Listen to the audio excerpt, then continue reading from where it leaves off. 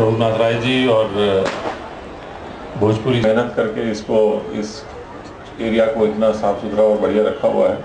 और जब भी छठ पूजा आती है तो ये पूरे मनोयोग से इसमें लगे रहते हैं। बहुत अच्छी बात है कि आप लोग अपनी संस्कृति को कायम रखे हुए हैं। बड़ी बुजुर्गों ने कहा है कि जो सोसाइटी अपनी संस्कृति को भूल जाती है वो उसका अस्तित्व नहीं रह पाता।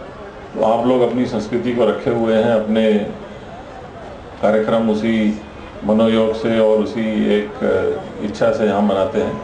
बहुत अच्छी बात है, आपका ये कार्यक्रम बहुत अच्छा चले, आगे भी आगे से आने वाले सालों में आपको सब सहयोग मिले और आपके प्रभुनाथ राय जी इससे अच्छे अच्छे कार्यक्रम कराते रहें।